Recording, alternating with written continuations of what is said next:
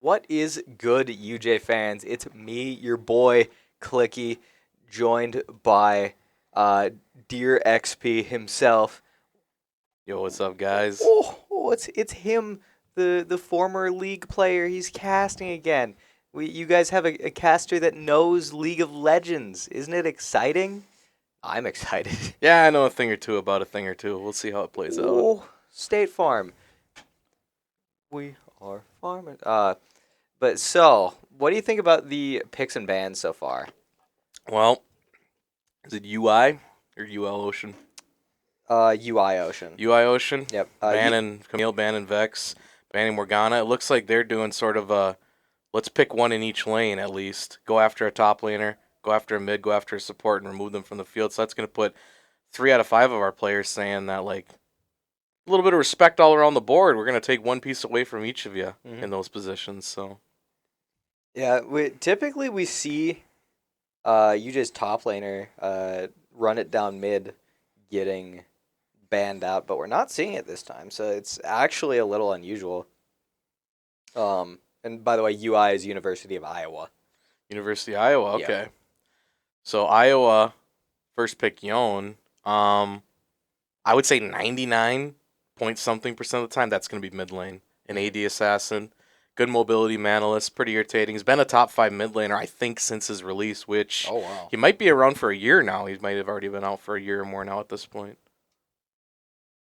Yeah, and then it looks like UJ is going to be picking Caitlyn. I'm assuming that's going to be forehead repping the Kate and Insanum on the Lux. Our mid laner's not going to play any Lux. That's probably going to be a support Lux. Yes. That's Yep. one that can flex pretty often between support and mid. Mhm. I would say it's maybe about a 50-50% play rate in the rank play, but as far as our players, it's probably always use support, I Mhm. imagine. A Leona picks second. Yeah, from Iowa. I. That's a very aggro, tanky support. It's odd that they picked support though, unless they think it's going to be Lux mid, so they wanted to take Leona away because they were thinking it's a Lux mid. It just picking a support second. Why would you not just pick something else first? Like get the first pick on top lane. Very often teams will pick their AD carry and support together. That's why um, the Iowa just got done second and third picking at the same time. Their Yeah. support AD carry combo. Our first two picks were AD carry and support combo. But one thing that is confusing to me is that lots of times you don't first pick mid because mid and top the solo lanes are the ones you're worried about getting counterpicked. You don't like it when the solo lanes get counterpicked. But maybe what was going on here is that Iowa is very confident that, like, if we get Yone in the hands of our mid laner, Mm-hmm. that's best case scenario, even if they counterpick. Which, one thing that's interesting to that is because they showed already what they're going to play mid, Jamestown decided, well, I'm going to pick my mid laner too, and I'm going to pick Ari, which normally jungle and AD carry and support get picked to the top 3 picks, not mid and AD carry and support. And both teams decided to save the jungle for the latter half of the picks. Mm-hmm. Yeah, that is really interesting. Oh, also PK in chat. Oh, PK, sheesh. Uh, you know PK, right? Yeah, I think Yeah, I've even played with PK yeah, before. probably. Yeah, Yeah. PK is the bronze behemoth, same as Insanum. Absolute mad Chad. Um, the other team now is doing a Viego ban. Iowa's doing an Evelyn ban. So two junglers. We decided to go after Orin out of the top lane and Sejuani out of the jungle for bans.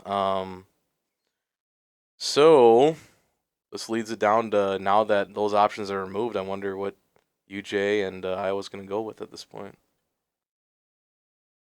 Yeah, it'll be interesting to see. I guess I also didn't look at bronze beefcake these days. Well, not even a behemoth anymore though, just a bronze beefcake. I can respect it though. I can respect it. Uh, Xin Zhao for the University of Jamestown. There's your jungler. mhm. Pretty much an early game, fairly aggro AD jungler. I, I And Zach, I've never seen him you before. never seen I've Zach? never seen him You know that before. Zach's an acronym, right? For his real name. Not a lot of people know this. This Is is it? League trivia. Oh, He is the Zon, which is a location in LOL yeah. lore. Mhm. Zon Amorpheus Combatant. He was made for this. Literally. That's funny. Oh, Uh, and then Mord top. Okay. the So, Kaiser. Mordekaiser. oh, the Kaiser himself, Mm-hmm. Mord Big de Mord Daddy. Kaiser. Yeah. But it'll be interesting to see exactly what Run It Down mid picks because I know he doesn't enjoy playing into Mord. It's one of his less favorite matchups, but he can counter pick Mord if he wants. True, but he goes with Alawi, which Alawi tends to do well against melee teams, and considering their only range champion is Jin, Mm-hmm. um, That Alawi probably is okay with this yeah. Mordekaiser matchup. Like, you have to run away from Alawi out is typically one of the best ways to handle it. And if Mord just wants to put you in a death arena with them, then I guess you're stuck there right with the Alawi ult. Then Mm-hmm. at that point, you're not getting away from it. So And I'll swap that over. And, put that back up. Man, I'm good at my job. all right. Ah. But we already know what the picks and bans are going to be. They're just making it official on the client Mhm. right now. So Let's hope the spec works this week. right. Things have been progressively getting better, but I don't know. Who knows? Maybe Riot decided, yeah, they don't get to spectate this week. Who I don't knows? know. It's a small indie company. They don't Yeah, make any money, so that's sometimes it's hard true. for them to. Like they literally put out free to play games. I don't know how they could make any money. Right. I'm Uh still waiting on their fighting game. That's what I'm really excited oh, I for. Do you know forgot about that? about that. They're making a Riot Games fighting game featuring all League of Legends characters. Oh, that's what it is. That's really cool, actually. Yeah. There's 5 confirmed characters so far already. They got big old Darius. You're Makes familiar with sense. him? Katarina, Makes sense. Jinx, Jinx, that'll be cool. Ari, Yeah, and that one then makes and the sense. newest confirmed one on their latest trailer, which was a couple months ago, was Echo. Echo So also makes sense. Echo's Yeah. got some unique mechanics to show in his trailer where he can like go back in time to where he used to be. So he can like combo and tele back and Ooh, then go that'd be back in. really So it's a cool. big Yeah. in and out game. Yeah. And Ari's able to stay in the air and just keep dashing back and forth like she ults in real league, Oh, which is kind of cool. cool. So she can do these long air combos in the trailer they showed. I suppose But I can unmute the desktop audio now. yeah, they're picking everything doing everything correct as they showed earlier. Um, Not that they have to, but yeah. So you're talking about two fairly snowbally mid laners as well. If Yon or Ari get ahead, they have the capacity to easily take over a game. hmm They got the mobility and they got the damage that it could get deadly pretty quick. Um, I'm also interested. I'm not as interested in top. I think top, like, we're probably going to see a first blood about the time that they get ultimates because Mord's just going to trap Alawi in an ult and then they're going to just fight it out to the death. But bot lane, this is really interesting. It's sort of battle of wills because Kate and Lux want to poke and Leona says, I want to go in. But I don't know if Jin is the most aggro person in tandem with Leo wanting to yeah. engage like that. So it'll be interesting to see if what's going to be more effective. The Leo engage with some Jin follow up, or the poke harass and maybe some stun trap synergy between Caitlyn and Lux. hmm So that'll be an interesting 2v2 down bot lane. It might just depend, like in any game does, is like how much influence are we going to see out of the junglers in the early game? Because both Zac and Xin are two junglers who are known to have an early game presence. Zac, in my opinion, has some of the best ganking ability in the game ever of any jungler, but Xin Zhao is also one of the best early game fighters, like 1v1ers for sure, hmm or in 2v2 skirmishes. So that'll be interesting to see how this all plays out. hmm What do you think about the mid lane? Yon and Ari, Yeah. besides them being the super aggro, well, I shouldn't say super, relatively strong, good fighters early. Yeah. Yeah. Both of them, what's interesting about their characters is I don't think either one of them truly falls off at any point in the game. They're all pretty strong from about level 2 on forward. However, if I were to give an edge up on someone, I'd say Yon is maybe a bit more dangerous than Ari late game, but I think Ari's a bit more dangerous in the early game. The only downside that I can see about Ari versus Yon early is Yon's manaless. He can kind of blow his moves all willy-nilly and there's no like mana resource Yeah. punishment for hmm him doing something like that. Obviously, there's like what would you call it? Like a positioning punishment. If you blow your moves, that puts you out of position. Like that could be taken advantage of. But as far as like your resources, Ari has to be a bit more careful. Like, do I want to use my abilities to farm or do I want to use them to fight? However, if she does it correctly, I think Ari's got a little bit more of an advantage in the early game. But when it gets really late, I think Gillen's a bit more useful. Hmm. And I would argue that UJ is a bit more of an early game team. We very rarely see anyone go down in early game. It's more once UJ gets to that late game that they get picked off a little bit, or just little things happen here or there. They lose an objective that they shouldn't have, that kind of stuff. Mm. And then things kind of go from there. But if what you were saying is true, then I'm happy that Too Spoiled is a bit more favored in early game because that's where he's better to begin with. Right. From the game that I spectated and commentated on last week and my prior experience playing with 4 out of 5 of these players, I would say that I think UJ as a whole throughout the year or so, or even maybe even longer, is progressively getting better at their laning phase, like you Mhm. mentioned, which would be predominantly early game first, anywhere between 6 to 16 minutes or so. But the thing that you were sort of alluding to, and I think there's a couple reasons where this could be issues, like, well, now that laning phase is over, a couple towers have fell, a dragon or so has gone by. Like, what are we supposed to be doing? Where are we supposed to be? Mhm. And where's our vision at? Like, have we swept wards? Have we placed our own wards? Mhm. I hope that when we get 15 minutes in and or whatever, and 1 or 2 dragons are gone, or whatever the situation may be, we can look at the map and say, yeah, we got wards in both halves of the map, and we have an idea where people are, where they ought to be rotating to, and Mhm. we can make the good plays accordingly. Because when our team has the info and is in sync, they can work well together. But when they don't have a plan and they're kind of like, oh, we just wait around for the next dragon, they Mhm. don't have the vision. That's where we see accidents happen. Somebody dying, all of a sudden it's a 4v5. Yep. And then UJ realizes that they still have to contest whatever objective they were waiting for, and then things just kind of spiral downhill from there. Because 4v5, not super winnable, not unwinnable, but It gets not harder the game goes on. yeah. Because the more the game goes on, the more money everyone has per character. So then, instead of just saying, well, it's only one person difference, well, think about it this way. You have $20,000 or not 20,000 in gold or whatever versus like 16,000 in gold or whatever. Now all of a Mhm. sudden you're not even talking about just 4 to 5. You're talking thousands of gold worth of items that you're putting fighting up against. So yeah, it's at its core, it is a team game, despite the early game where you're kind of doing your own 1v1s, in different parts of the map. But at Mhm. its core, this game gets more and more a team game the longer it goes on. Mhm. So, Also, one thing that Run It Down Mid pointed out is that Jin and Leona took cleanse and exhaust respectively. That's not normal, is it? I don't think that's um, normal. Like, exhaust on Leo's fine. I would say that it is pretty common too for Leo to run Flash Ignite, but cleanse on Jin.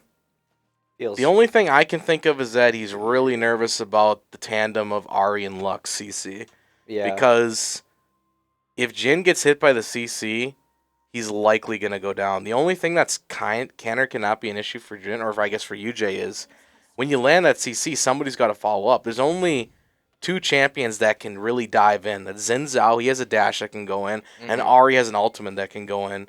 But otherwise, Alawi's like taking one step at a time. She doesn't Yeah. have any mobility. Mhm. And Lux and Caitlyn, they're not dashing anywhere. And They just got long range. yeah, That's they all. don't want to be in. So, if we do land that CC, I guess Jin's like, I gotta cleanse this before I either get hit by the long range spells or Xin Zhao goes in on me or something. I don't know, Mhm. but I don't think the sums that they're using are too obscure. But it isn't. It isn't the Yeah, standard. But it's not like it super feels rare either. yeah, it makes sense. It just still feels odd. I would say what's a little bit more common, depending on the matchups or something, is maybe Leo runs Ignite instead of Exhaust, and maybe Jin runs Heal instead of Cleanse. But Exhaust, recently in the meta, even in other positions, has been really common over the last few patches. Really? Yeah. Oh. But you could see a lot more Ignites, and typically you do see Heals instead of Cleanses coming out of your AD carry. I suppose we do see So, all of UJ running exhaust also. yeah, it's Or been yeah, really. everyone in the lobby is running exhaust, right?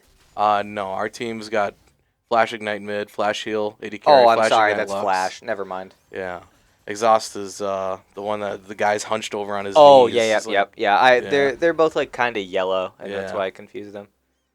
But so far, that harass I was talking about between two of the more longer range bot laners, Caitlyn and Lux, is slowly chipping away at Leo and Jin. They're both down to about a fifth or a quarter of their health. Mm.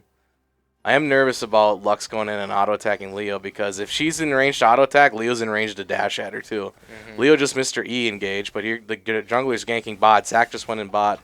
And we'll see if our UJ bot lane is able to get out of the Zac gank. Nope. Unfortunately, the Lux binding misses. Caitlyn's going to go down for first blood, and Leo's under tower. Might be the end of Leo. Yeah, she got chunked pretty hard there. But there's going to be the top lane gank coming out from Deranged Dad, and that's probably going to be winning run it down mid the lane for a bit. I don't know if they got any. They did not get a sum out of Mordekaiser, unfortunately. So I know that our jungler's trying to. It's sort of symmetrical or reciprocal. You normally, if the one jungler makes a play on one side of the map, you're trying to do your due diligence and make a play on the opposite side of the map, Yep. or come in and help win that fight depending on where you are. Yeah. It isn't practical for Zin to run all the way from top lane to go fight Zac in bot lane if he's ganking. It is practical for Zin to say, Oh, no. you know, Zac's top, I'm going to gank top. Or Zac's bot, I'm going to gank top instead. Yep. But unfortunately, we saw mid lane go down too with Ahri. And that's what I'm saying. Zac, I don't think he's the most amazing champion in the world, but I do think he's one of the best gankers in the game. Arguably the best.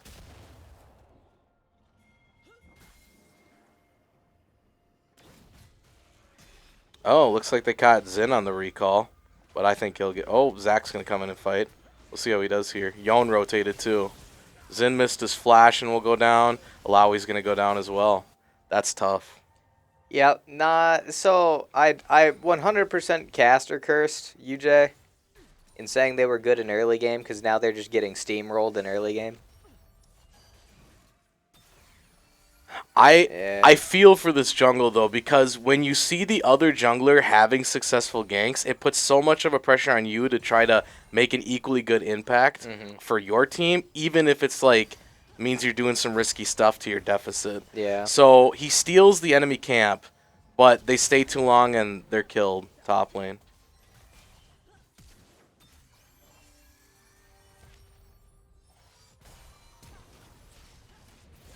Looks like Insanum is going to fall too. Xin Zhao will probably retaliate and get this kill here. There we go. Depending on when his E comes back up, he might be able to get Leo as well. But she might be safe under tower before that comes off cooldown. Oh, we'll see. Yeah, she's going to be safe. So a 1-for-2 exchange there. And I didn't see the beginning how Caitlyn got caught out, but that's some early game macro and technical play that they just have to work on so they don't get caught out in that spot, I suppose. Ooh, good Ahri dash away.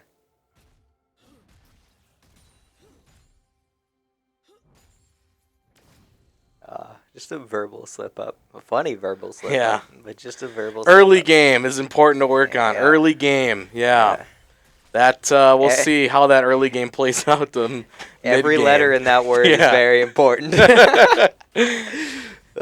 Definitely talking about early game the entire time here Yeah. today. Yep.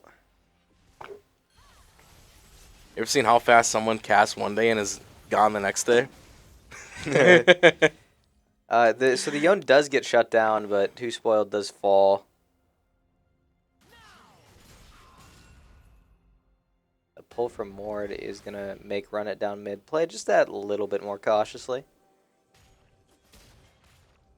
Alawi, despite being that pushed up in lane, at least has the ward coverage, but Zac is a tough one to ward for. They know where he's at right now, though. He's busy clearing wards, so UJ should know that Zac's near drag at this point.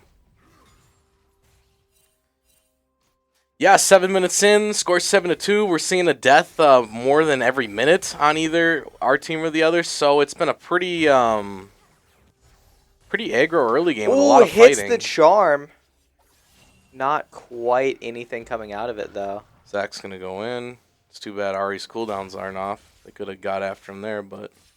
Bit of a questionable engage from that Zac. Right now, the enemy mid laner has double our mid laner CS plus is 3-1-1. Ahri's 0-2-1. Which, to be fair, Too Spoiled did go down to bot with that first gank and did die to the gank. So, like, it makes sense. It's not like he's just getting outlaned. True. Our top lane has a very small CS lead, but is down in kill participation. Our jungle's up in CS, but down in kill participation by only a little bit. And our bot lane is down in kill participation and farm. A little fight between the junglers. If it's just 1v1, Zen should easily be able to handle this. And that is definitely how it looked.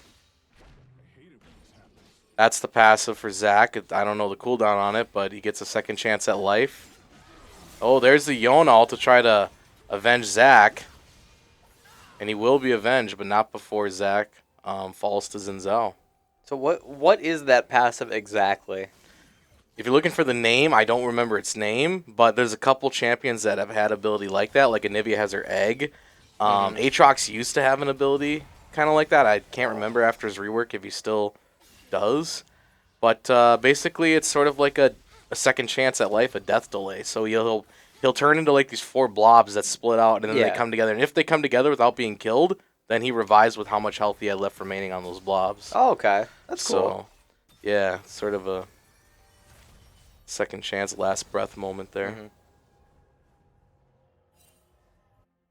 Now we're 9-3, 9 minutes into the game. Surprisingly, no drags have been taken yet.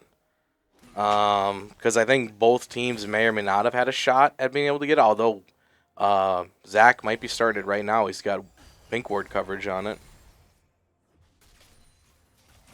And it looks like that's what he's going to do while his bot lane's pushed up, while mid lane's nowhere to be seen.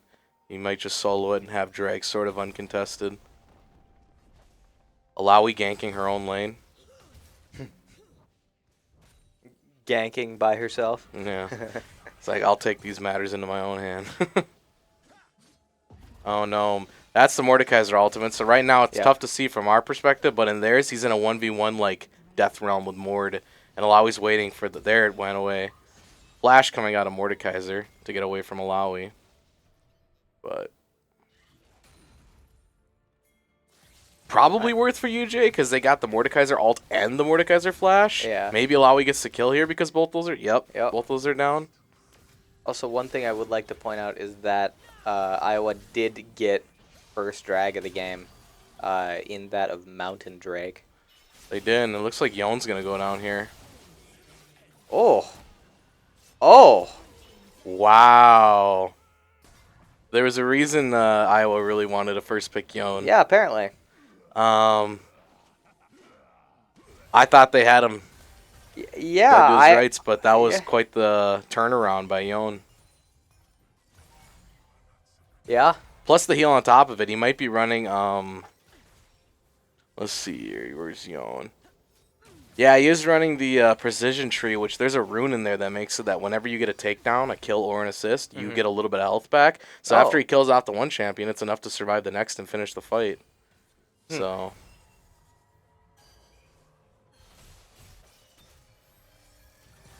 that's got to be pretty devastating for UJ when you think you got him like that and then he turns it around like that. But yeah. Right now we're looking to be down by about 5k. Zinzao's ganking bot. Barely misses his E, so that'll be the end of that gank.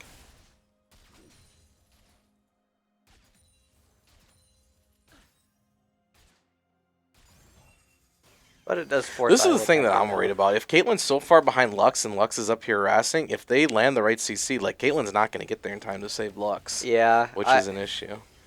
Just Insanum is a really, really aggro support player, and Forehead is definitely a bit more passive in his ADC play, so it's, yeah, just a difference in style is all. Well, Lux had to burn Flash down bot lane, and the top lane fight's going on right now. So, Alawi's able to kill Mordekaiser, and let's see if she can handle... Ooh, yeah, Zac is... super dead.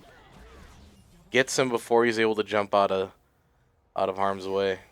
I mentioned before that Alawi is one of the better champions against melee champions, like Mord, like Zac. Yone's going in on Ahri. Ahri will survive.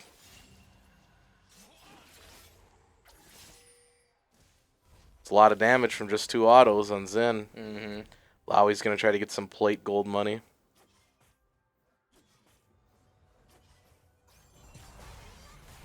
Oh. Walks into the stun. That Was is a flash into a Q, but it looks like Lux is going to survive. yeah. Wild.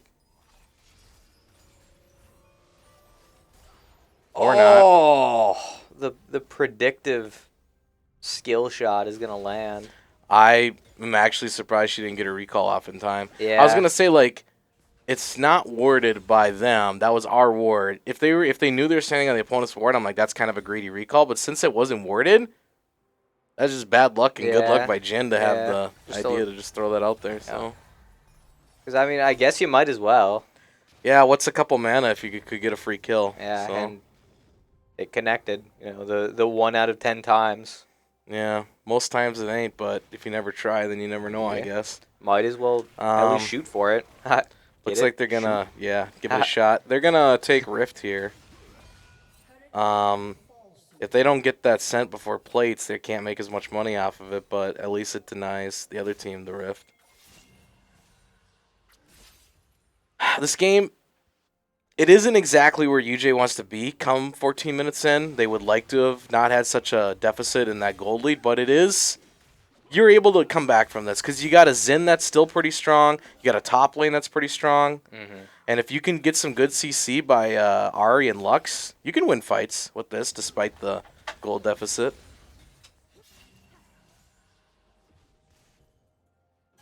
Yeah, and UJ does seem to be doing pretty solidly now. It was just the start that was iffy because it all spiraled from the bot gank and the failed top gank. Which, I mean, I can't really blame Deranged Dad for the top gank any. But, yeah, just unfortunate circumstances early off in bot, and it led to where we're at now. And between Yon there mid and Yon top lane, like he's doing everything he wants to be doing and needs to be doing. He's landing all of his skill shots and getting the kills and setting the tempo. It's hard. That's definitely a Yon that knows what he's doing. So I would not be surprised if UJ loses game one. I think that would be one of the bans that comes up. This game is a Yon ban, but we'll see. Rift does get the bot lane tower. Zen's going in. There's Luxalt. I don't think it connected, did it? It's tough to see from our camera angle. It might have hit Jin in the back, but I don't think it hit Lux. Okay. You mean Leo? Or sorry, Leo. Yes, yes. That's what I mean. They lose that tower there. It looks like they're all grouped together saying they want to take drag. So, Mordekaiser won't be here in time for this fight unless he tellies. What is this? What does this drag do? This is Hextech drag, and Hextech drag, it's the newer drag. Ooh, and Zac steals it. Oh, no. I mean, they'll kill Zac, but Zac probably is like, worth I get the drag. Yeah. Well, at least his passive's down too. So Hextech, newest drag this season. If I remember correctly, this will give you attack speed and like ability haste for every drag. Mm-hmm. And if there was Hextech Soul, which there isn't, I believe that gives you like chain lightning on your abilities or your auto attacks when you have Soul. But it looks like Soul's gonna be Cloud this time. I think the drag said so. You know, at the beginning of the season there was 2 new dragons, but one of them got removed from the game. I heard that the Chemtech one was just ridiculously overpowered. Yeah, they tried to find ways that in the testing and everything to balance it, but at the end of the day there was like no good way to make it. People just got sick of it. It was too irritating to play with. Mm-hmm. So, but they got one new drag in there that I guess people like, so that one stuck around Hextech. Which, good enough. Yon versus Alawi. Owie. And Yon is too far ahead Yeah. even for the Alawi to handle, so. Doing a lot of damage.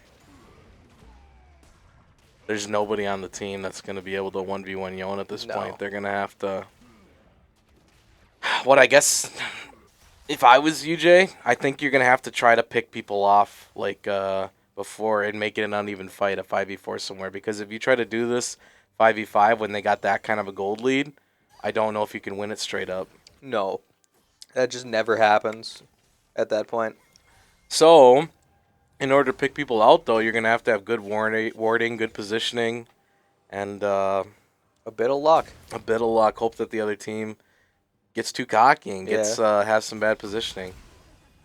So I think Insanum Morta, yeah, being he's stuck in extra the Mortal. He aggro. can't get out of it. He's stuck in the Mordekaiser ultimate. We just can't see it from our Oh, perspective. okay. That's why he couldn't run any further away. But too close to be getting ulted by Mord and stuck there. So he might have just been trying to ward. But Caitlyn gets grabbed as well. I'm surprised Leo didn't go in there. Here comes the Jin ult. Nailing those skill shots. Zin's trying to protect tower. Zac will go in. Ari ults away. Zac might go down. Zac is going to go down. They're going after Leo. Leo's under tower. Charmed under tower. And the Lux ult. Ooh, Mordekaiser flashes away. And Jin blocks the Caitlyn ultimate. Yon's looking to get a 3-man ult. He's hiding over the wall. Here he goes. Kills one, kills Oh my.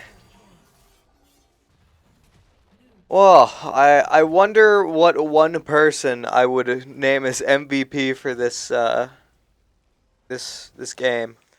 Yon's looking like a problem. Oh, really? You're telling me that his possibility to just straight up 1v5 is problematic?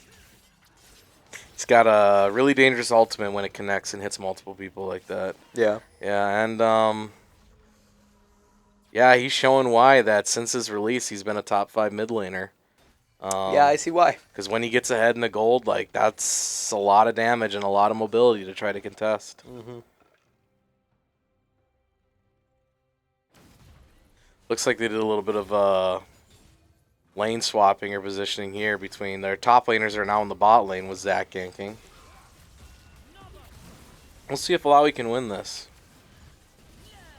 Alawi doesn't have any more mana anymore. That's a problem. But Zac, a little bit out of position, but gets out with his, I don't know, catapult move. He just launches himself out of there. I think that's his E.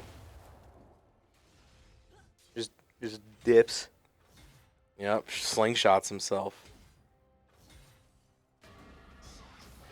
Well, we're looking at, what would be about 8K, 7K gold difference, 20-9 at the 20-minute mark. Mm-hmm. Item-wise, we're seeing like 12 kills on mid, 3 kills on any other player or less on their team.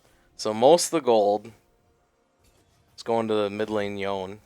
Yeah, you said it earlier, but I'll reiterate it. I wonder what character is going to get banned out by UJ next game. I wonder who the first ban is going to be. He might have an arsenal of characters that he's good with. I guess. Or yeah. she, whoever the player is. Well, but yeah. Iowa's mid laner. Because they made it a priority to go after like Vex in the bans and some other things, which Vex has also been a pretty good champion in the mid lane since her release as well. Mm-hmm. I don't know. The trouble is, the more we throw at the mid lane bans, just to play devil's advocate, I suppose, is like the more you're opening up across the board in the other positions.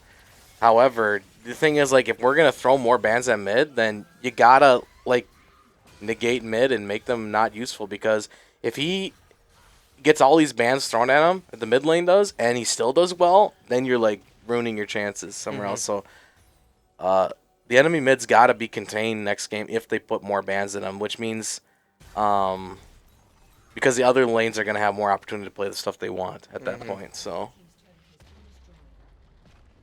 who knows? And maybe they just open Vex up and say, even if Vex gets fed, she ain't going to be as bad as what Yone was. I don't know. But maybe, because Vex has a little bit of that multi-kill potential too if she gets fed. So I don't know. Just when I watched him hit that 3-man ult, I was just like, oh no, this seems bad. Ari uses her ult to escape the Jin ult. Caitlyn traps trying to protect the tower. But they're Baron buffed right now. The Iowa trades Baron in exchange for UJ grabbing Dragon. They're doing the best they can to protect their towers, but now they're looking at a 10K gold deficit, so it gets harder and harder the longer the game goes on to make up this deficit. So they're not to say that it's over yet, but if It's we don't not start if looking we don't start good. doing something soon in the next 5 minutes, I think this is going to be a slow bleed till the end. Do you think there's gonna be 5 more minutes of this game? I don't know. Yeah. This fight might tell us. Well, Zen got ulted by Mordekaiser. Ari died after the Zonias ran out. Zen's going to fall. Now you're looking at a 5v3. Do I think there's going to be 5 more minutes? I don't know. If they can take the towers here with, three of those or two of those UJ players gone, they can win it right now. They still have to get through the Alawi ult. It looks like rather than pushing down the mid lane, they want to take everything. So they're going to take out the top. That way they can all recall together, get items, and have super minions in every wave to push down for their final push. It's a bit of a safer play, I suppose. It takes longer to end the game, but it's less risky to do what they're doing right now. Yeah. So Because, I mean, the super minions can just end on their own, kind of. in a way, if you don't handle them, they can for sure, if Yeah. you don't do anything about them. So looks like they're not even going to reset. They're going to let UJ respond, and they're just going to take the towers now, despite their health. Zach's passive got popped. Zenzao went down. Lux is down. We took out 4 of their players. So this is interesting. In lieu of resetting and then going after the Nexus towers, they decided, I don't care if 4 of us are going to die. 5? Oh. I don't care if 4 of us are going to die. We're going to get those Nexus towers at the extent of us losing our shutdown golds. The thing about it is they're so far ahead it might not matter, but that's a bit more greedy of them to do, I suppose. Oh, he's not going to get the Jin. Jin gets out on 1 health. Yeah. Shame. Shammy. But is the money UJ made off of killing 4 of those players enough to turn it around? At this point, probably not. Your Nexus is already half health. Yeah. They're going to come back with those items and come back and be pretty strong. And they're buying more and more. Jin's 5-1-5 now. Yon 14-2.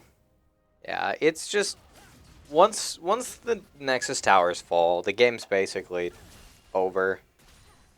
Because at least one member of UJ has to sit basically on Nexus at all times, just so minions don't finish by themselves. Right. It'd be a different story if both teams' Nexuses were open Well, and yeah. exposed. Then Yeah. you say it's about even. It's whoever wins the next team fight. But we've only taken 2 towers in the course of this game, and they've taken all of ours. So yeah, looking pretty rough. Unlike the issues with the last week's games, UJ, we can't even worry about the mid game if we're dealing with losing early game that Yeah. bad. So they're going to have to work on their laning phase against this team and see, well, what was the problem? Was it the way we handled ganks? Was it the way we handled our 1v1s against our lane opponents? I don't think there's one singular answer. I think they got to look at everything that happens in the first 3 to 7 minutes of the game. Yeah, and it could be technical play, but we'll see. It didn't really seem like UJ was getting out mechanicked though. It seemed like mechanics were pretty even for the most part. Like the Yone was hitting everything that he needed to, but it didn't seem like there was just a skill difference exactly. It was Yone getting fed and then picking a few, and then the rest of Iowa spiraling off of it.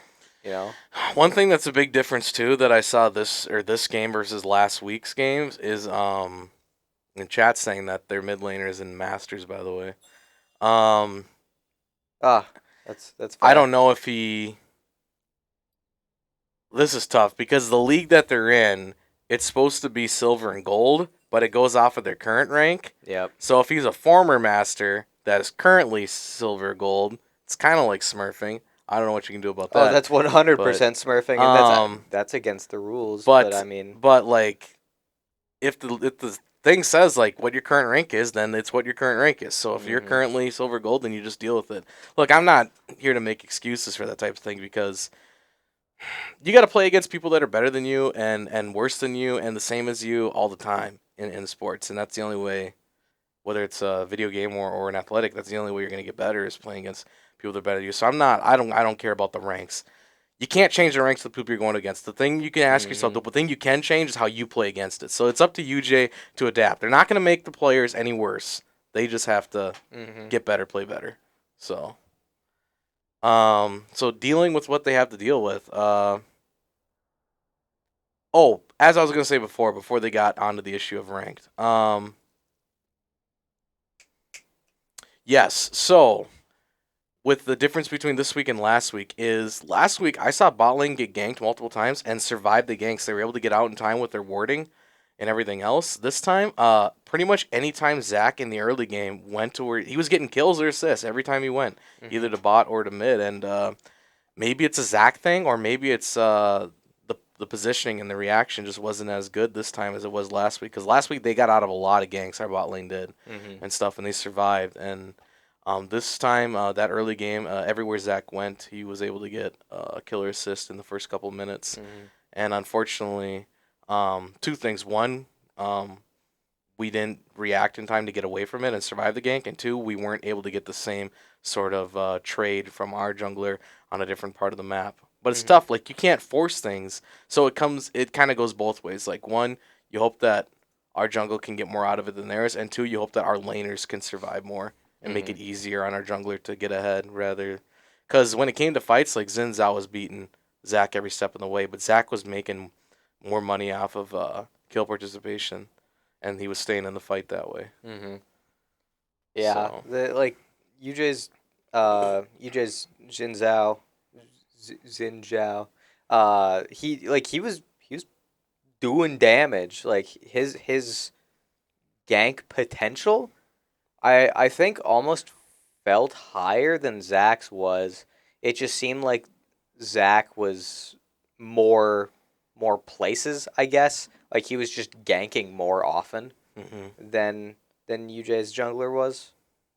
So jungle is one of the more dynamic roles in the game in the sense that like there's more unique playstyles in jungle than there is in most other positions. The yeah. way you can play the game, you have some champions that are carry, some that are tanks, some that are AD, some that are AP, some that they want to speed farm their jungles and get ahead through farming, and some that they make their living by ganking. And when it comes to Zac, as I said a couple times, I think he's one of the best gankers in the game. This guy lives and dies by making a lot of ganks and successful ganks because when it comes to clear times, his clear time isn't horrible, which clear time is just means like how fast you clear your own jungle Mm-hmm. camps.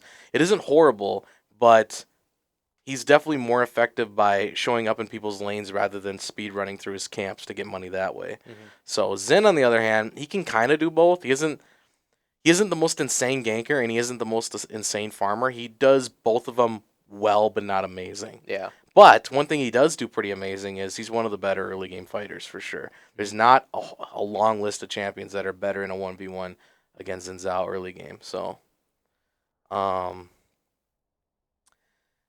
it's tough because Zin was doing pretty well. Zach was also doing pretty well. Bot lane definitely was struggling to handle the Zach and the other Leo in particular. When she was able to land those E's, it was more devastating than when Lux was landing her bindings. Mm-hmm. Because Lux lands a binding, they hit him out for maybe a third of their health. Leo lands a stun, that range stun, and they get their whole life. So it just the Yeah. trade off there just isn't in our favor if they're able to get more off of their CC than we are off of ours. Mm-hmm. When you play those squishy champions like Lux and some of those other ones, like you're gambling on yourself that not only are you going to land your skill shots, but you're not going to get blown up being that squishy and putting yourself in that much danger by stepping up to Mm-hmm. an initiator like that. So, and it looks like they already did the pro draft, Oh, maybe they just used the same or link. they're using the client. We'll see. Not sure if the picks have already been decided on another client or not, but maybe we'll be able to tell from here. We're going with the Yas band, so that's I think it's Yon's brother. Yep. In the lore, both Yep. of them are equally irritating to play against in the mid lane. Manaless 80 crit based melee champions. Oh, there's the Yon ban. Oh, so we're just hard banning mid. But you know what's the thing though? Is the other team banned Vex, and I thought we banned that last time. I could be wrong. Maybe I'm confusing which team banned which. But Oh, I think they did. I'm pretty sure. okay, I must have got that confused then. Is that Vlad? That is Vladimir. Yeah. Is he played at all now? Um, I wouldn't say he has the most highest play rate in the world, but Oh, but he does see some play. yeah, Oh, yeah, yeah. okay. And in most seasons, you got some players in ranked and in pro play that will play the occasional Vlad. Okay. I don't think he's ever been horrible. I don't know if he's maybe in some patches he's been amazing, but most of the time he's been a slightly above average champion. Mm-hmm. So yeah, he might be a little bit more matchup dependent. He might be a little bit more meta dependent, but Vlad's never been bad. He's just not usually amazing. Mm-hmm. Um, Yeah, I just remember my freshman year there was Zach. yeah Right. Phenom EX that repped like exclusively Vlad up in top lane Hmm. and just carried. Good times. I would say that in prior seasons with different items, maybe different runes, Vladimir was probably a better champion when Phenom was Mm-hmm. playing him. Now, not that he's like insanely worse, but the Not items aren't as great now as they Yeah. were before for Vlad, yeah. but it still does all right. Um, speaking of Vlad, we're able to pick up Viego here for University of Jamestown, who I think was banned last Yes, time. Diego was banned And last time. speaking of Vlad, I think it's the case that Vladimir is Viego's uncle. Oh, I'm pretty sure. that is makes the sense. There's case. a similar resemblance. And Vladimir would be the Rune King. Mm-hmm. There's an item called Blade of the Rune King, and that's what Viego runs around with. Is that sword, the Blade of the Oh, Rune King? that's cool. He is the Rune King, and running down mid gets to play Camille in the top lane. Mm-hmm. Uh, Love to see it. we, for a change of the way we're doing this, or maybe it's just because it was decided in pro draft. Last picking our bot laners here, they're going Leo Samira. This is, I think, even more dangerous than Leo Jin. Jin sits a little bit more back and then, pokes around with his 4 shots and a little bit of CC, but Samira is very aggro. So now they got an aggro AD carry with their aggro support this time. But Insanum's on Tom Kench. Yeah, who can handle that a little bit more. A tank support with a bit more CC. Just gonna So, yum.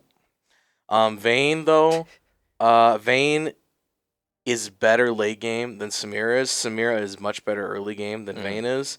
So I still say that bot lane has a bit of a favor towards Iowa. However, if they go even, that's the best that Vayne can hope for because she ought to be more useful than Samira late game if she gets the items, if she gets a few takedowns and kills here and there. Another interesting one is Caston versus Galio mid. Galio is sort of a tank that's able to play the mid lane, and he makes Yeah. his bread and butter by ulting top and bot and changing the fights there, kind of like a Shen or a TF or a Nocturne. Which makes sense considering that Iowa's mid laner is apparently Masters, who hasn't placed this season because he wanted to be able to play with the rest of Iowa. We're just gonna leave him. We're not even gonna bother with that, and then we're just gonna win the other lanes. That totally makes sense. If I was UJ, that's the strategy I would use. I would just say that, like, we have to win it through top and bot and Yeah. jungle. And if he gets ahead of you in farm, so be it. Try to avoid or minimize the amount of times that he's able to get kills. And the goal here, it's easier to do in some other games or maybe even some other sports than in this league here. But if you're able to do this, the goal is you want to try to put the burden of winning the game on the shoulders of the other players. If you could try to neutralize mid and say, like, we're going to stay away from him and put the burden on the other 4 players to be the ones that carry the game, that's like best case scenario for UJ, is that they try to minimize what's going on with Caston. Yeah. One thing that I'm not especially liking is the Kane pick from Iowa. Not liking it from UJ's perspective, just because UJ did kind of go down early to some ganks, and Kane,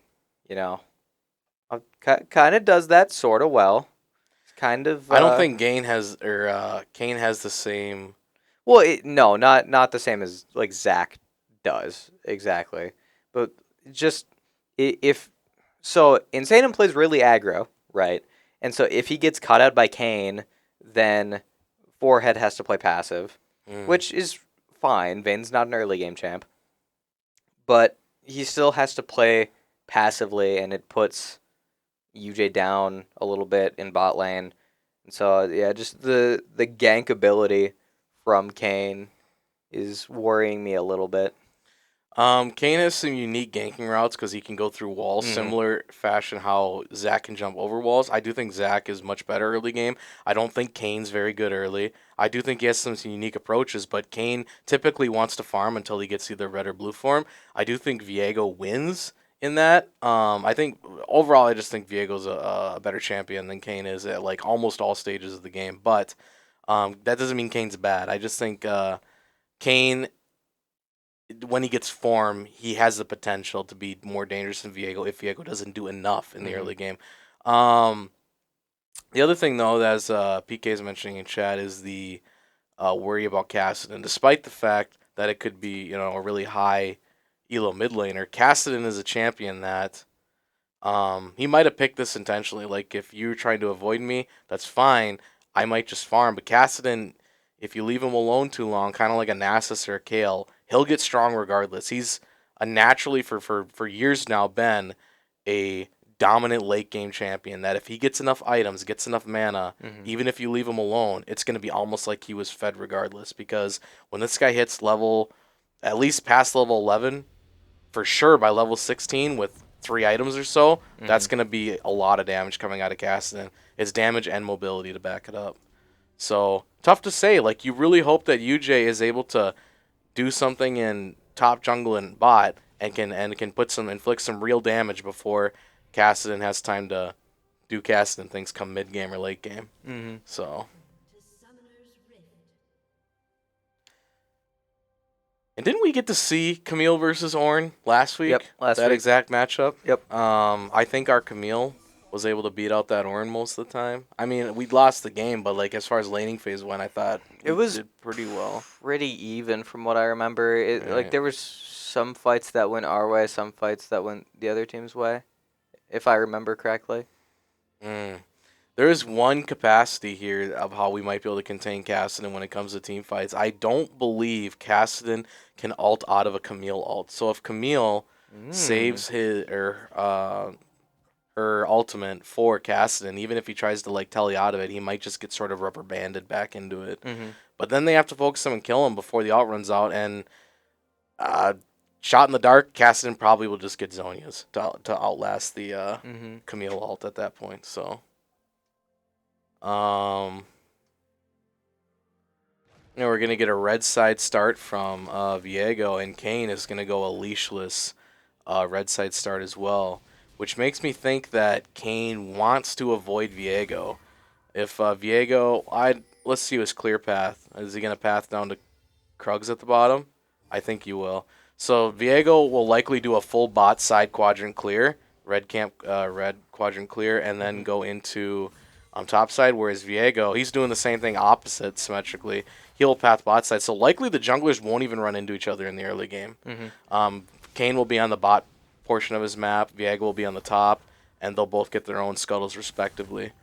So which leads into this scenario. Instead of the big fight between the junglers, we might see a Kane gank bot lane early and a Viego gank either mid or top early.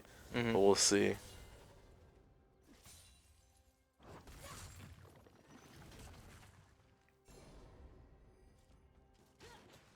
Leo goes in on Vayne with that E.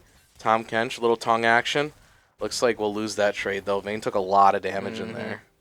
And that's Leo. She just, from level 2 or level 1 on, says, I got one strategy, and that's go in. And she Mm-hmm. tried it again there and barely missed Vayne. So, and this time she's got an 80 carry with her. That one is just as aggro as she is. Can you place that little whirlwind thing, or is it a set distance? I think he can aim it. To be honest, have not played Galio since they reworked him. Oh, okay. It never was a champion I was interested prior to his rework, and Mm-hmm. since they've reworked him, which is not a new rework, it's been this version of Galio for a few years now or more. But PK says you can aim it, so I guess you can aim it. Okay. Um, Vayne, let's see what Vayne did for items here. Vayne went a Doran's Shield, surprisingly. I think she wants to farm here and get ahead because if no kills happen in the bot lane for either team, I think Vayne comes out ahead at that point, unless she's too far behind in farm. Vayne's got some late game potential similar to a Caston, although I do think Caston's a bit stronger than Vayne late game, but Vayne can be deadly too. Here comes Kayn on the gank in the bot lane, and Io engages, and it looks like they get Vayne for first blood. And Insanum needs to not get greedy because his kill potential on the TK is not very high.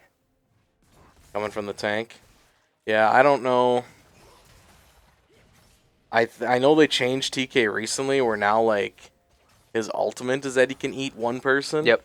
But right now, he doesn't have the potential to eat someone and throw him under his tower. Yep. Viego's beating up on Kayn. See a flash here from Kayn? No, a dash to the wall.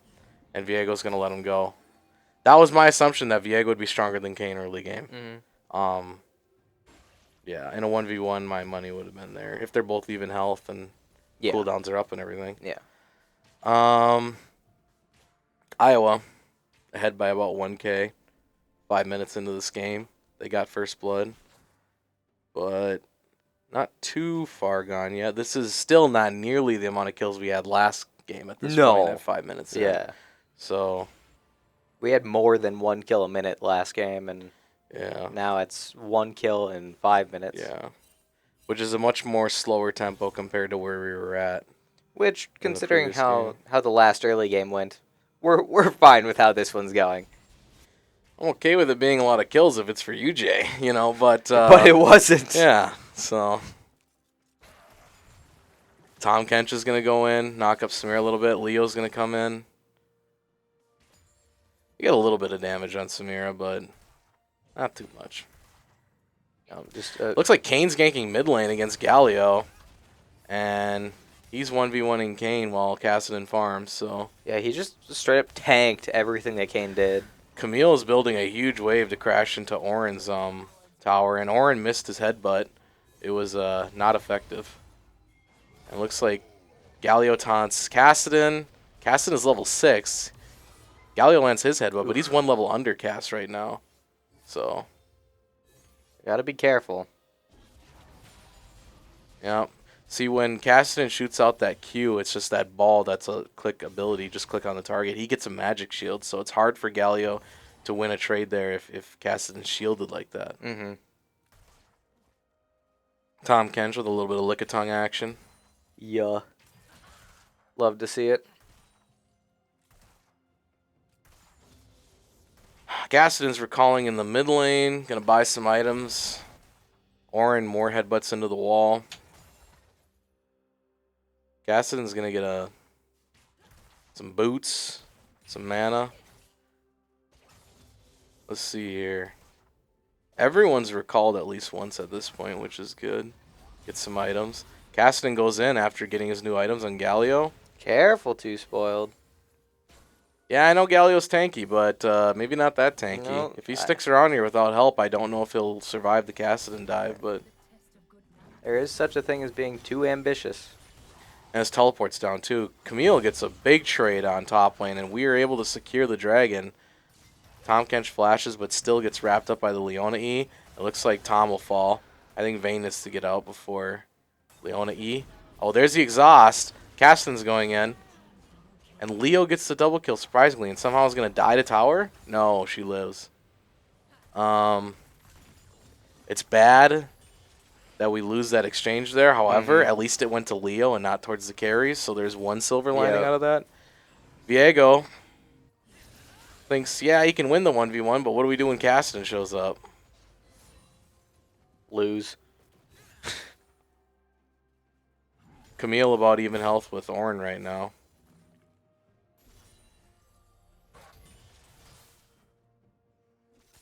Couple people from Iowa going to be recalling here now. Little lick-a-tongue action will force Cassid and ult into Dragon Pit. Camille dashes out. Kane's in the Dragon Pit. Gonna move towards Viego in his bot side jungle, but Viego already cleared his camps and is moving towards top side. Kane might be flirting with the idea of ganking Galio, but no, he'll return to his own camps. Farm-wise, Viego's got a 10 CS lead on Kane, but Kane's got a kill to his name, so that probably evens each other about out. Leo's got a bounty, 2-0-1 for Iowa. Galio's having a heck of a time dealing with Caston right now too, though. Just trying to farm. I know what Galio really wants is he wants to ult either top or bot to try to make some plays for his team, but we'll see.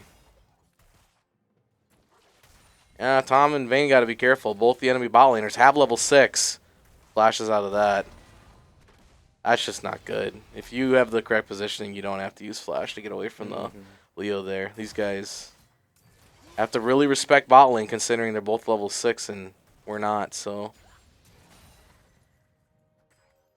I think their level 6 is much better, though, than ours as well, too. I mean, Tom eats one person. Vayne can go invisible for a little bit while she tumbles. Like, I don't know. Theirs just looks much better than ours. One thing that I do like the more I'm seeing it, though, is just Insanum on TK because of his tankiness. Like, he can play a little bit more aggro and not just get blown up the way he can on, like, Lux, for example. Yeah, it seems like the difference there is like for the same play style, you're either playing high risk, high reward, but now you're playing with a tanky play style. It's more like medium risk, medium reward. Yeah. So. Hit the lick. Yep. What does that do again? Well, it's slowed her, and then if she gets too many stacks on him, or marks, I believe Tom Kench does bonus damage and has the ability to eat her. Oh, there's Camille ult trapping Caston. Like I said, Caston will not be able to ult out of that Camille ult. So they're able to 3-man go after Cass there. That's exactly what you were saying. That's what we want UJ to be doing, is just making sure that Iowa's mid laner can't get fed. Yeah, I think if you force Iowa to win the game through the other positions, that it ought to be the strategy maybe for UJ, which my guess is that Iowa's bot lane now might be one of the more scarier things until Cassidy comes online. That Samira-Leo combo could be pretty dangerous, but yeah, right now the Dark Seal on Cassidy is going to be not too effective if she just died there. Viego going in on Samira, but Leo saves the day with her ult. Vayne's trying to get within range, but it looks like they'll escape, so. Cassidy's rotating toward bot lane. We'll see if he's able to get in. Leo's pushing forward to get the CC. Flash into E. Cassidy swallowed by Tom. Save the day. Let's see. Cassidy's going to stunned under tower, but will get out due to his ultimate. So, Tom supporting like he's supposed to, saving 80 carry. Doing exactly the thing that UJ picked him for, I'm sure. Just making sure that, one, people aren't dying on UJ's side, and two, we're disabling the mid as much as we possibly can. Because what happens because of that? Cassidy maybe loses a wave at tower and gets nothing out of it for his time spent going down bot lane, which is what they want to do. They did everything there they were supposed to and didn't give any gold to the enemy team, so that was good.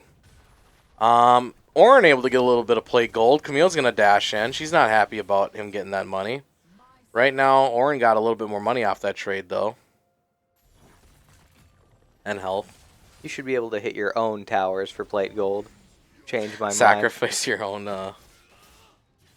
Just instantly blow up your own tower, but you're ahead in gold. Dude, teams would definitely do that. They're like pushing their lead, and they're like, I want more money. I'm going to sack my own tower for money. Cassidy is fighting with Orin on top of Camille. Here comes the Orin ult. Let's see if it lands. Oh, but Camille evades it and traps Cassidy in the Camille ult. So, due to some good technical play, Camille survives the gank while Iowa is able to get Dragon off of that, though. Well, both teams are tied up in drag. We got a Mountain for UJ and an Infernal drag for Iowa. And I would say that the Infernal is probably a little bit more impactful, just the way things have been looking. Infernal for damage, Mountain for defense, for tankiness. Rift is able to destroy the tower and get them some plate gold. We got a 3v3 going down in the bot lane. Samira ults but is killed for her troubles. So where does that put us? Well, Iowa's up still at this point by 3k gold. However, we won the kills there. Let's see how Viego does against Kayn. Stun. Q. There's the Kayn ult coming out. Leona E. Kayn survives. Cassidy gets the kill on Viego. Galio's trying to survive. Tom Kench eats.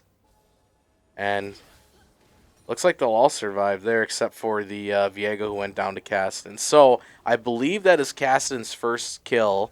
But he does have 2 assists, and his Darksteel's sitting at 2 stacks right now. Camille 1v1 against Orin. Ooh, that was a big chunk. Yep. That was that true damage ability, I believe. Another one. My. He's going for the tower dive. He says, I want to finish this off here, but he gets it, but does he survive? No. Nope. Samira had the ambition to decide, I'm going to pass top just in case this type of thing happens, and was able Worked to out for him. trade out for Camille there. So unlucky for UJ that Samira decided to go top like that, but at least, we got the kill there. So Viego farming it up. He's going to cover top and try to save the tower, it looks like. Tom Kench is up there with him. Are they going to get to her in time? I think. Here comes the stun dash. Oh, she blocks it. And even though we land the Lickitung action, she's still able to get out. Cassidon's recalling in the mid lane. Galio's going to push. Kane's kind of waiting in the bush to see what up. And he took red Kane, it looks like, which is a bit more of a bruiser Kane. The blue Kane is typically more of an assassin, but this one's more of a bruiser. Which is that what they want? My guess is they think they already have enough damage coming out of Cassidy and Samira that they just want Kane to be a bit more tankier. Yeah, I guess that's fair. But they could have did anything they wanted because they got 2 full tanks on Orin and Leo, and they got 2 full damage out of Samira and Cassidy. So I guess Kane was sort of free to do whatever he felt was best, and he thought that red Kane would be the route to go here, which is probably the right thing to do because typically you take blue Kane against squishy teams, and right now our only player that's like really squishy is our AD carry. The other 4 people aren't exactly the squishiest people in the world. Well, a flash out of who is this, Kane, to survive, or not? Maybe nope. Kane's gonna retaliate with an ult, dashes, and he still falls to Vayne. Vayne getting some kills, which is what we want to see Vayne get. Oh, Caston's now gonna engage on Viego. Viego had no idea that Cass was there. Misses a stun, and that might be how he dies. Did a lot of damage, but didn't quite find the kill. If Viego lands that stun, he might win the 1v1 against Cassidy. But that last stun there missed. Yeah. That is... No, it's not an ult. It's not an ult anymore. It's just a new, underground tunnel that Tom Kench now can go down and pop up underneath his enemies. So it's just a regular ability. They kind of switched that. Whereas his eating people used to be a regular ability, and then they switched those around. So now his ultimate is the eating people, and the sort of dive tunnel thing is just a regular ability now. I mean, that seems like a good rework, though. It seems like eating people is a little strong. Yeah, just ask Cho'Gath. That's what he does for an ultimate. That's fair. Camille decides, I'm going to ult Leo. And Camille will get that shutdown gold off of Leo, but I don't know. Now Camille's got a 1v3, and I don't know if she's going to get out here. Well, she's going to challenge Caston with the 1v1. Caston gets a big health boost back, but loses it immediately to the Camille damage. Caston's like, where's my teammates? I can't beat her in a 1v1. Let's go. Get up here. Viego might be able to assist Camille in time. Now they're going to... Oh. Surprisingly, Camille gets out, but Viego wants to go in. Oh, no. Yeah, a bit of a questionable call. Yeah, they had a chance to get out, and now they're going to lose 2 people because of it. Yeah. It's very hard to run away from Caston if he has mana. They had a chance to get out. Viego wanted to go in. I don't know. Yeah, maybe he didn't realize there were 3 people on Run It Down mid. Now you got a couple of problems. Caston's 6-1 now. 600 gold shutdown, 10 stacks on the Dark Seal. They don't have people alive to contest for Dragon, so this likely will just fall to the hands of Iowa. And now that puts you at like an 8K or 7K gold lead now for Iowa. Tough. Insanum. Tom Kench getting beat up a bit by... here comes a Galio ult, trying to come in and protect them. They're able to kill Kane for his troubles, but Tom Kench is going to fall. They're chasing after Leo now. Leo likely will fall, but Cassidy going to get out. Vayne finishes off Leo. Camille's still on the pursuit for Cassidy. Samira in a 1v1 with Galio. There's the Everfrost active. Samira's going to have ult pretty quick.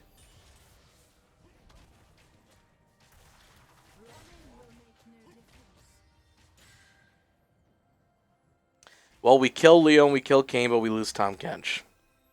Probably worth for us, I suppose, but we still have a deficit on gold. A large deficit on gold. Camille's going to ult Orin.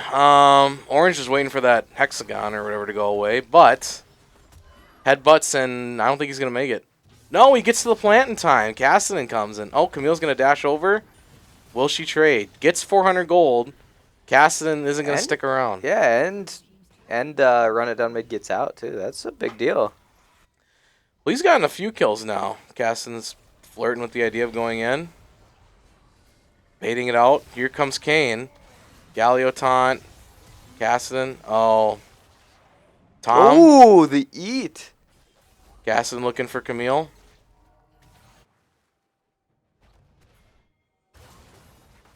I think Cassidy is just baiting him in. Like, yeah, cancel your recall. Come after me, because here comes Kane and company. Under tower gets the shield. Here comes Kane ult. Vayne pushes Kane away. And Vayne is able to secure the kill on Kane with Camille surviving. Which is probably the person that I would want to get that kill, too. If they can protect Vayne from getting insta-killed by Cassidy, Vayne could have more carry potential than even Camille when it comes to the late game. Now, she's still items away for sure from being at the state she needs to be, because right now she's got her mythic, got boots, and got half an item. But Vayne still has a few more items to go before she really comes online. But if they can keep Cassidy off of Vayne, Vayne can definitely shred through some of these tankier people like Red Kane, Orin, and Leo. And does she do % health damage? Yeah, Silver Bolts is a passive on Vayne, which is every third auto. When you get the 3 rings, you'll see one ring, 2 ring. The third ring will proc it for your target's maximum health. It's damage based off of their max health. Oh, that's really strong. So, yeah, and combine it with that, she might be going for again, Suze. No, a lot of Vaynes go Kraken, but she went for the lifesteal shield build, which might be to survive the Cassidy burst. But if she gets against Suze, I think that can make that ability proc an additional time as well, every like second or auto or something like that. So she definitely could be doing later on when she gets more items a lot of damage based off of your opponent's max health.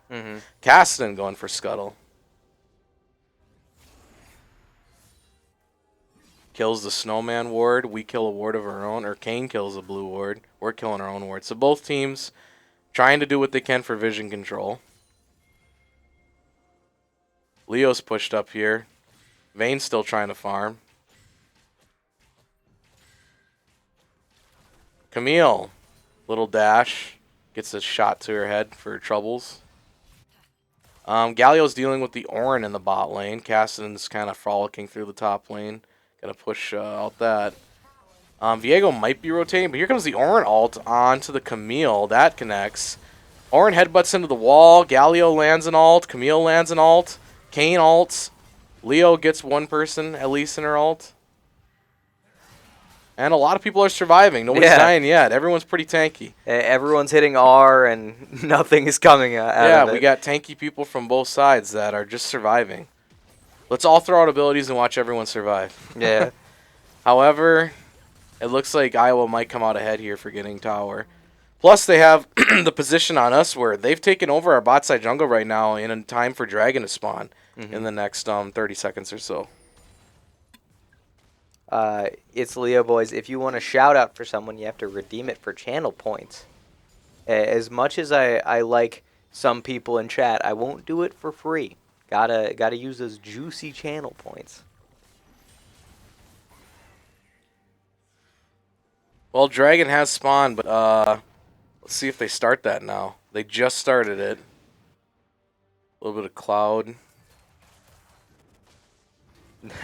No arm barring Evan. No, no. It's not a reward that we've added yet. And Cassidon's going in on Viego. Viego's going to fall down. Drag secured by Iowa. Looking tough here. Getting close to a 10k gold lead. Sort of in the same predicament that they had last game, except for they delayed it a bit. Gonna have to catch some people out, but difficult to do. They're pretty well coordinated. Looks like a lot of them are going to reset and spend that money that they made. Cassidon now. 3 full items, boots, 22 stacks. A couple pink wards, and he's looking pretty strong with a 700 gold bounty. Everyone else is pretty much in check, though. Look at the kills on everyone else on their team. 0, 1, 1, 2. It's definitely the mid lane's game. Yeah. Both games so far.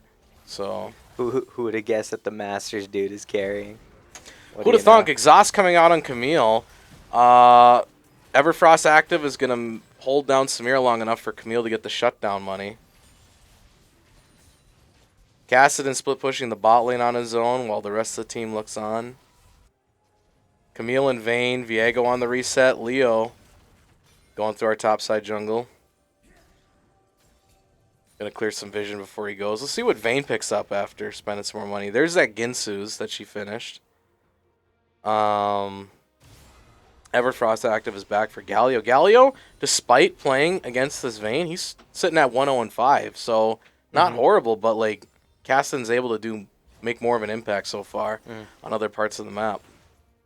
And Galio also shouldn't be getting kills. Yeah, he's right? looking for assists more than kills, I'd say. Tom Kench able to get picked off by Kane and Cassidon. Looks like they're engaging on the mid lane. Leo will fall to Viego. Oren's running away. He's going to turn it around. Let's see. Cassidon engaging on Camille. Galio ult on top of Camille will knock up all of them. Ooh. Vayne gets a double kill. Galio flashing in and taunting the Cassidon who ults away. Viego, as Kane, is trying to catch up to Oren and Cass. Ults on top of Cassidon. Cassidon flashes over the wall. Viego ults over the wall to try to catch Cass, but Cass is almost out of mana, so this might be... Nope, he's saying I'm going to clear the ward rather than keep chasing Cassidon. Samira getting pinged. She's near Baron, so I don't know. She survives and just tries to leave and go farm. Yeah,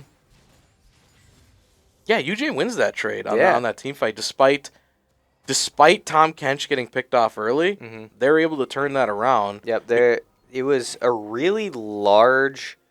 Galio ult, coupled with it seemed like some of Iowa started to back earlier than the rest of Iowa, and that's what made the Galio ult big. Right. But yeah,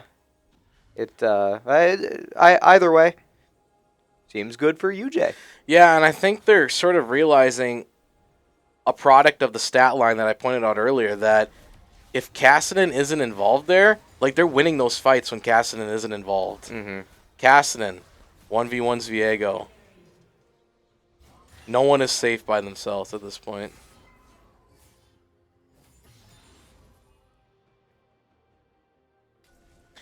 Bloodthirster's second item on Samira, kind of weird. I am no AD carry expert, but the only thing I can guess out of this is Samira's trying to go for sustain. I think a lot of Samiras would rather go for more damage, but she's got lifesteal coming out of her mythic item, shield bow, and she's got lifesteal and crit coming out of the Bloodthirster. I guess she's just trying to stay alive as long as she can. I don't know, PK, what the typical route is for a Samira build, but usually the double lifesteal items is not the most common thing coming out of AD carries in general. So yeah, I guess that might be atypical. Oren going after Tom Kench on the all. 4 people engage on Tom. Tom falling down. Camille's in a 1v1 with Cassidon right now. She's winning that, but Cassidon, pretty mobile, is able to get out and survive. They might engage despite TK being down. Kane's going in. Galio, headbutt. Vayne Getting Galio ulted, but she's dead already. Kane. Galio getting knocked up. Viego falls, and Camille, last man standing in a 1v5. What exactly was Insanum doing? If I had to guess, I'm not in comms and don't know the communication, but maybe trying to get vision on Baron would be my only guess as to why he gets caught out in that position. Should it be him doing it, though? Because TK isn't exactly mobile. He is the support and he is the tank, but at this stage in the game, they might just have to like roam as a 5-stack because he can't survive with them running him down like that. Or maybe as soon as he sees one person, he just has to turn and leave before he gets too deep and close to them. I don't know. Any case, they get Baron, and they likely will get Soul here in the next couple of seconds. Yep. So that's Baron and Dragon Soul for Iowa on top of the kills. Now you're looking at near 13K gold lead for Iowa. And when they recall and spend their money, what are we looking at here? Samira's got a bounty now. Not a lot of kills, but she's gotten 8 assists so far. Leo's got some assists to her name. Kane getting a lot of assists to his name. Oren's been pretty much shut down this entire game. And yet he's still ahead in CS. Yeah, just farming away while Camille's trying to do a little bit more fighting. Viego, unfortunately, 1-7 despite having 7 assists. Galio, not bad, all things considered, being 1-6. Tom Kench instantly falling to Caston. Vayne, same story. Caston is just so far ahead now that if you're even slightly out of position or alone, Caston will find you. And like Liam Neeson, he will kill you. 3 people trying to salvage and defend what's left of this. Vayne, 5-5, getting more items to her name. She needs a little bit more time to get online. I don't know if she's going to get that time. Tom Kench, 6-6.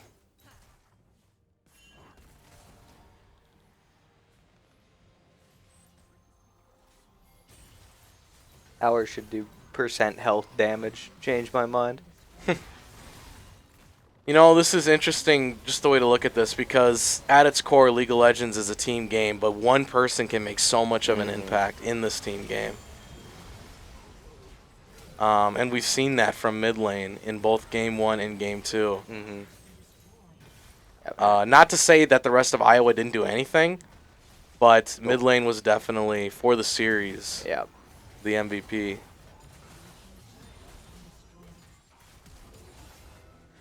So I will assess it like this. I think as a whole, especially in Game 2, I think as a whole, like the team of UJ played better. For sure better than they did in the first game. Yeah. But it was, even working together as a team was not able to overcome sort of the impact that mid lane was able to do. So mid lane had a lot riding on them for Iowa and was able to help propel their team to victory. We saw a lot of good things more in this game out of UJ than we did the previous, but still was not enough to handle what was going on with mid lane's impact throughout the game. Not to say, because mid lane, Cassidon was not killing Galio. Why? What is happening? It must be glitched. Yeah, I guess it's So, bugged. Very multi-billion-dollar company that we're this many patches in and can't get the stat line to show up in the post game. Yeah, so I don't know. Galio's not feeding Caston, but Caston is able to roam the map and get the impact that he wanted to get. So like, So it's like silver and gold and silver and gold. Oh. Huh. So he's probably gold, I think. He would place like gold, probably. Yeah. I'm sure that's within their rules. I mean, you probably get frustrated if you do think there's a huge elo imbalance, but at the end of the day, too, like you can't change who you play against, right? Oh yeah. So you just gotta go out there and do the best you can. So I'm not in the spirit of really going after him for smurfing or anything like that. Like our team too, likely if you look at the previous stats, like or previous seasons, they've at one point or another, maybe a lot of them have held higher elo positions than what they currently are right now. So it kind of goes on both, not by the same margin. No, not by the same margin, but it's not gold the So- Masters. It's like yeah. I think Run It Down Mid has hit plat before. Yeah.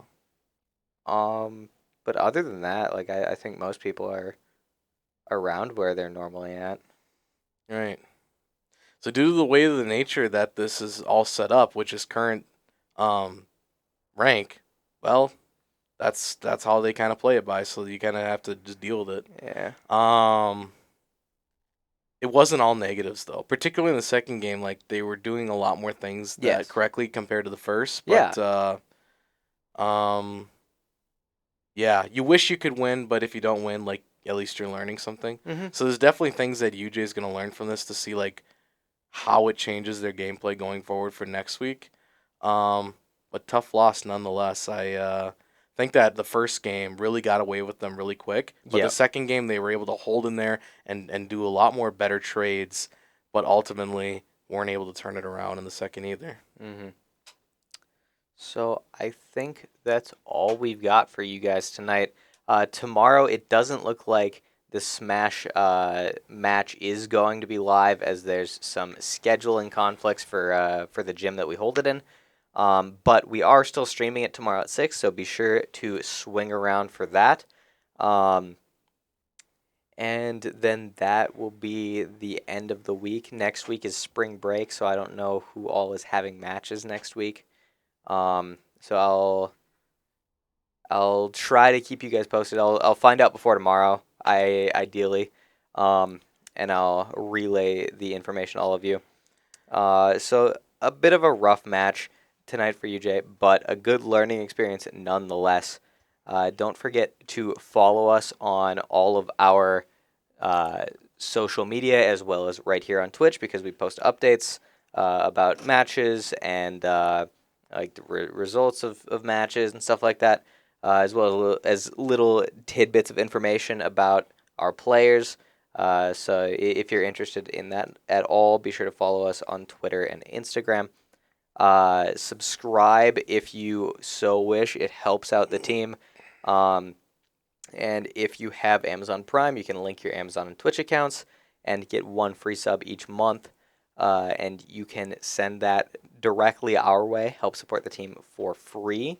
Um, and if you want to donate, you can scan that QR code right there on the screen. And like I said, any money helps, because we're looking at ideally hosting tournaments at some time in the future, traveling to tournaments, maybe hosting camps over the summer and stuff like that. So the more money we have, the more we can do, the more we can expand, and the better we can provide for our fans. So yeah, any last comments, dear XP? Yeah, Champagne Sheriff, I'm sorry that you missed out here, but this goes for anyone.